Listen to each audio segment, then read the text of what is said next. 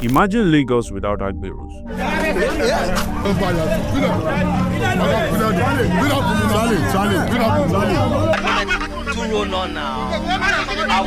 No shouting. No slamming on bus doors. No men hanging off window rails, collecting 100 naira every 2 minutes. Just peace, order, clean motor parks. Sounds perfect, right? Now imagine the same Lagos with triple the robbery rate. No security presence in the bus parks. No one watching the streets. No one protecting the fragile order Lagos runs on. Just you, alone, at Oshodi, at night. It may sound crazy, but banning Agberos without a plan is a shortcut to chaos. Let's rethink this fantasy.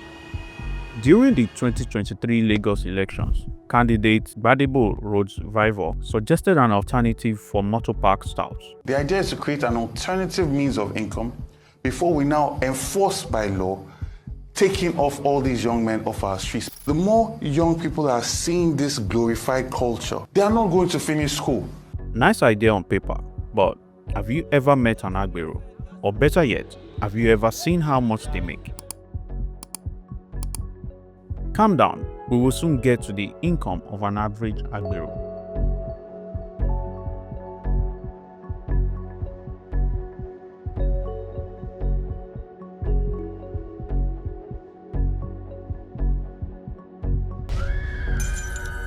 You may not like Agberos, but Lagos was worse without them. Take Oshodi in the 1990s. It wasn't just rowdy, it was dangerous. Gangs controlled the bus stops. Thugs fought for territory. Drivers had to bribe multiple gangs to remain safe. That's when the National Union of Road Transport Workers, that is NURTW, came in. A group of former drivers and enforcers who created order their own way. With them, the motor park touts gained a kind of structure. A hierarchy was built. The Agberos, unit chairmen, zone heads, state executives, collection officers, like a cartel, but one with receipts.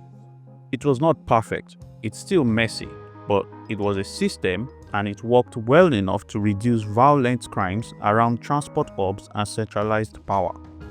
In places the police never bothered with, Agberos became the unofficial law enforcement bodies. And for Lagos, sometimes chaos needs structure. Let's talk money now. The average Agbero collects 4,500 naira to 6,000 naira daily. Some go as high as 10,000 naira on busy days. If you're a chairman of a motor park, you could be raking in 10,000 naira to 15,000 naira per day. That's over 300,000 naira a month.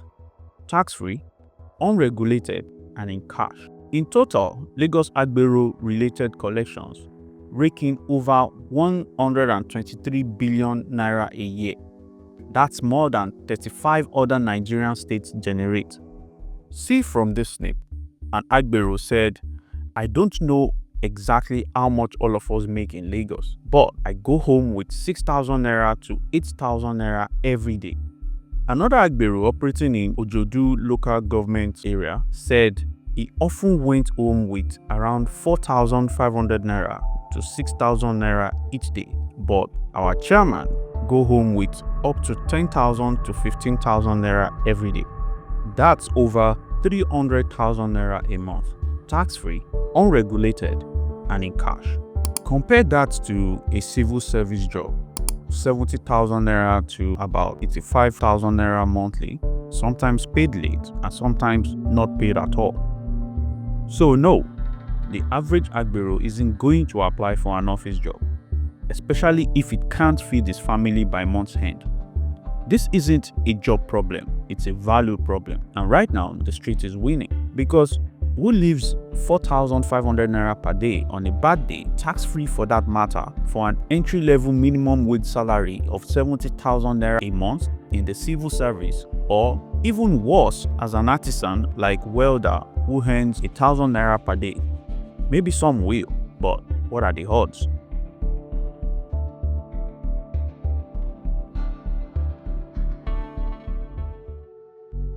Now, let's play this out. You ban Agberos tomorrow. Suddenly, tens of thousands of street-smart, unemployed men who are likely angry are dumped back into the streets with nothing to lose. We know for sure they won't go into tailoring or plumbing. They are unlikely to learn a trade because Agbero isn't just a job. It's a lifestyle. You can't just change your lifestyle like you change jobs. More likely, they will pick up a knife or a gun or, in a more civilized twist, a POS machine to extort cash from unsuspecting commuters under the guise of settlement fees. Lagos doesn't have the police strength to stop that wave.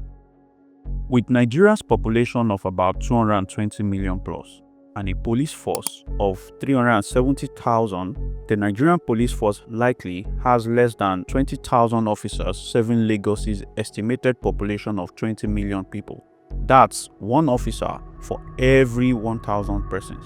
And most of them are stationed in Alausa, which is the Lagos government's headquarters, or escorting VIPs. The force is also underfunded, under-equipped, and overwhelmed. The city isn't ready for that kind of street vacuum.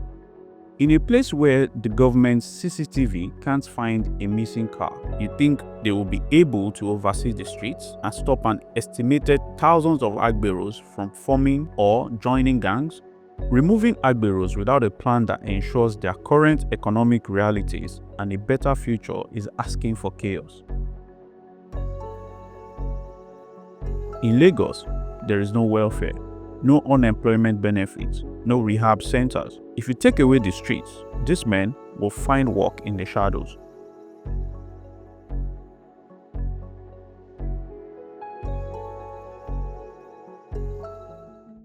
We treat Agbero like thugs, but the truth is, they are just the visible side of a deeper rot. Most Agberos didn't dream of that life. But when you drop out of school, graduate with no employment, lose a parent, and family look up to you for provision, or they are stuck in a slum, the streets finds you before the state does. With no access to job training or economic mobility, and an immediate need to feed your family every day, you either beg or you become, quote-unquote, a tax collector. And once you join, you are in a structure with uniforms, ranks, and daily dues. It is a twisted version of employment, one many of them will not choose, but it pays the bills and keeps hunger away. Agberos are the symptoms of the system's failure. But that same system now relies on them. They protect the bus stops, enforce informal order, and act as a buffer against violence. Are they aggressive? Yes. Do politicians use them for dirty dealings? Yes. Do they extort? Yes. But they also keep criminals away from the parks. Keep their area safe because with order, a crime by one of them can be traced. It's like using the thief to secure the bag. And unlike the police, Agberos are always there. It was a Lagos State event, literally. A big thank you to them, providing all the security that we needed. Literally, the guys that you called the thugs that would attack you were the ones that were security that day. Yeah.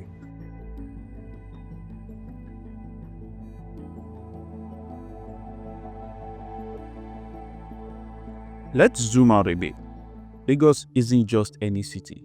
It is, we dare say, the beating heart of Nigeria's economy, contributing over 22.36% of Nigeria's GDP according to National Bureau of Statistics in Q1 of 2024 alone, and over 60 to 65% of its commercial activity.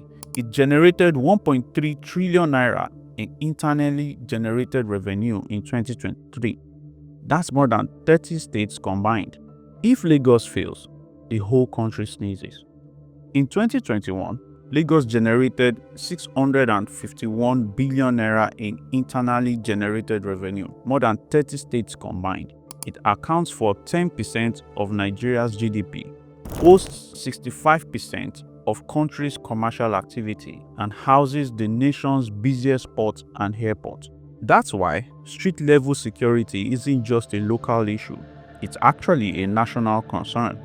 From logistics to finance, manufacturing to tech, Lagos is the node Nigeria cannot afford to lose.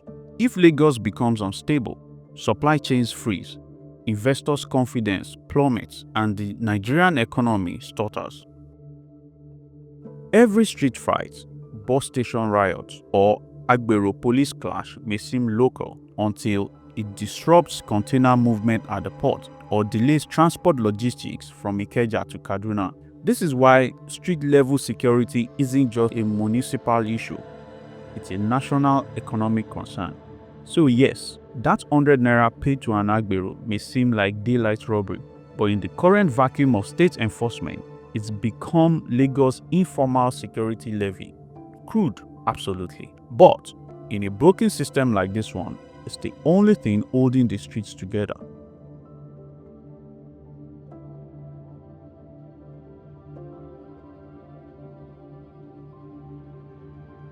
So what now?